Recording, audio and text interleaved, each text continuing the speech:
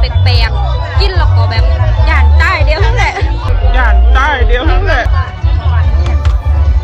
อันนี้อะไรอ่ะแล้วก็มีแอปอันนี้พร้อมแล้วก็มีซุปอันนี้ซุปเลี้ยงก่อนซุปน้ำซุปคุบลมก็มีข้าวต้มมันยังเป็นสียังหง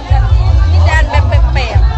ๆอยากกินรู้สึกกระยานใต้แต่แบบบ้านนั่นเผ็ดทั่วเพนแหน่ตัวเพน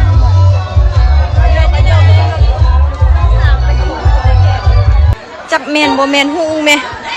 ประกวดครั้งแรกในชีวิตเกินมาฮักเคยเห็น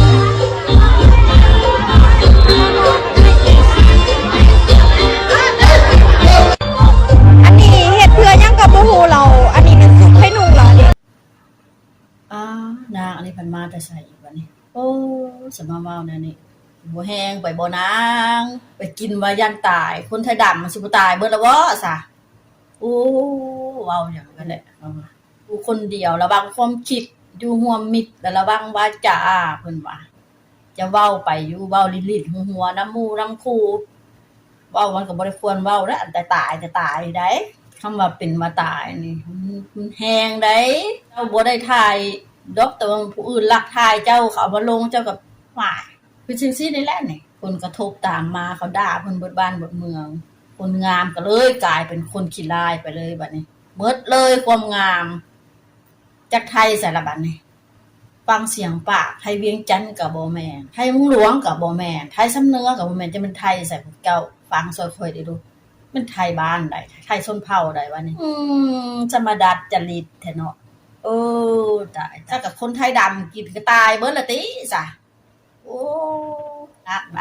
ายคำเว้าอันไหนชนพ่อเขาจึงโจมตีเพิ่นเบิดบ้านเบิดเมืองจนได้ออกมาขอโทษล่ะว่าไปบ้านเร็วก็ต้องให้เร็วตาตามเพิ่นว่าได้ไปผู้บางคนบ่ฮู้อีโน่อีนี่หยังไปบ้านเพิ่นเจ้าเคยเฮ็ดแนวนึงเขาเฮ็ดแนวนึงเจ้าก็ไปเตียนเขามีหยังก็อยู่ในใจมิดๆอยู่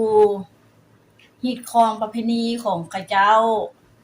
ก็คือฮิตคองประเพณีเฮาหั่นแหละบ้านเขาถือผีก็ไปเตียนว่าโอ๊ยฉันบ่ถือฉันสิก็บ่ได้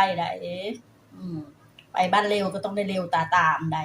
ลูกระบอกลูกมีหลานระบอกหลานเด้อใส่ให้ระวังคำเว้าคำจ๋าเกิดใหม่ใหญ่รุ่นต้องศึกษาต้องมีวุฒิภาวะเพิ่นว่านะบ่แม่นอยากเว้าในใดก็เว้าได้ทุกมื้อนี่ระวังแท้ๆด้านโซเชียลมันมาแฮงสับจรวดผู้ใดโอ้นี่คองประเพณีคนไทยดำนี่เด้อ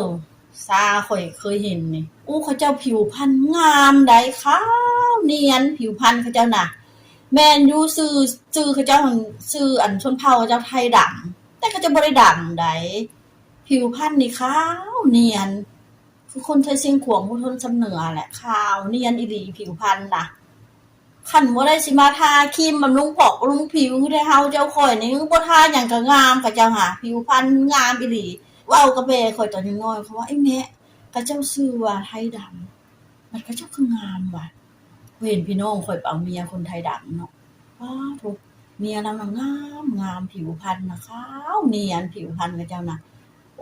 ชื่อไทยดำคิดว่าสิผิวพรรณดำบ่แม่นเขาเจ้ามักนุ่งเครื่องเสื้อผ้านะเป็นสีดำเขาเจ้าก็เลยสิเป็นห้องไทยดำนั่นแหละเพราะว่าผ้าแพรเขาจะมักตำเองผลิตเองตามเสื้อผ้านะแพรเขาจะก็มานุ่งเองจึงมาห้องไทยดำนั่นแหละแท้จริงแล้วไทยดำนี่เป็นคนขาวนวลผิวพรรณน่ะเขาจะว่าผิวคนสะโอดว่าคนไทยดำนี่คันผู้ใดไปได้เมียคนไทยดำนี่งามบ่สุคนเมียผิวพรรณงามเนียนใสอ่องตองนี่แหละผิวพรรณน่ะสะโอดนี่ว่าคนไทยเวียงคือเฮายังบ่สู้เขาเจ้าได้ตามชมกันเพิ่นสิออกมาขอโทษเด้อสาวอันนี้เด้อความรู้เท่าบ่ถึงการแหละอันนี้น่ะชื่อไว้พวกน้องพวกหนุ่มพวกลูกพวกหลานน่ะคำเว้าคำจาน่ะเว้าแล้วตายกินแล้วตายบ่ได้มันแห้งคำนี้น่ะคันว่าบ่เคยกินแล้วก็คันว่าบ่เคยกินเขาบ่ทันค่อยบ่เคยกินเนาะอันก็บ่กินแม่นล่ะว่ะ ตัวใดเจ้ากินได้เจ้าก็กินตัวใดกินบ่ได้บ่เคยกินเจ้าก็บ่กินแล้วก็บ่ต้องเว้าหยังนะมีอยู่แล้วก็เฮ็ดยิ้มๆอยู่ยิ้มสิอยู่มันสิดูดีและงามกว่าดังเอ้ยคอยก็ยอมรับผิดทุกอย่างแล้วก็ขอโทษโซเชียลหลายๆเนาะอันคอยก็ยอมรับผิดทุกอย่างแล้วก็เขาเจ้าว่ามันผิดพี่เหือนผิดพี่เขาเจ้าอยากให้คอยไปเอาพ่อแม่ไปแก่พี่เอาพี่เหือนให้เขาเจ้าแต่คอยก็บ่ฮู้ว่าต้องเฮ็ดจะได้แม่นกำลังล่มกันเนาะเคลียร์กันอยู่ว่าคอยเฮ็ดแบบนี้ให้เจ้าเราเจ้ารักษาหน้าตาคอยได้บ่หั่นน่ะเดี๋ยวนี้กำลังเจรไนกันอยู่เพราะว่าแอนนี่ได้ไปเฮ็ดบทบันทึกอยู่ห้องการตำรวจแล้วเนาะคอยก็ได้ไปแจ้งความแบบนี้ว่าคอยเสียหายแล้วก็จะเว้ามาแบบนี้หั่นน่ะยังแบบยังลมกันอยู่เจรไนกันอยู่แต่ว่าคอยยอมรับผิดทุกอย่างที่เราเสนอมาเนาะว่าคอยเฮ็ดผิดพี่เฮือนลาวคอยก็จะไปแก้ให้ลาวเนาะคอยก็บ่ได้ว่าหยังได้คอยล่วงเกินคอยก็ขอโทษขออภัยเนาะแต่คอยจะยอมรับผิดทุกอย่างเฮ็ดให้หมดแล้วก็ถ้าจุเจ้าติดตามลาวก็คอยไปนำกันเอาว่าแบบเราจะออกมาเว้าแบบได้เพราะว่าก็มีการแบบร่วมกันนู่นนี่นั่นแล้วก็ต่างฝ่ายต่างเสียหายต่างฝ่ายต่างบ่เข้าใจกันเนาะแล้วอันนี้ก็ว่าได้ไปแก้พี่เฮือนให้ลาวเพราะว่าเฮ็ดผิดพี่เฮือนลาวอันนี้ก็ยอมรับทุกอย่างที่เราขอมาแล้วก็ที่เราต้องการมาอันนี้จะยอมรับผิดทุกอย่างแก้ไขให้เราก็จะน่าจะแก้ไขให้อันนี้นะเดี๋ยวถ้าติดตามเบิ่งไปนำกันจุเจ้าว่าเรื่องนี้แบบจะจบแบบได้แล้วก็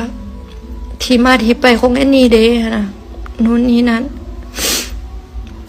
โอ้จุเจ้าแบบนักแท้นักว่าถล่มข่อยนักแท้นักว่ามีแต่คนบ่ฮู้จักหมดที่แบบวายข่อยเสียหายๆนะ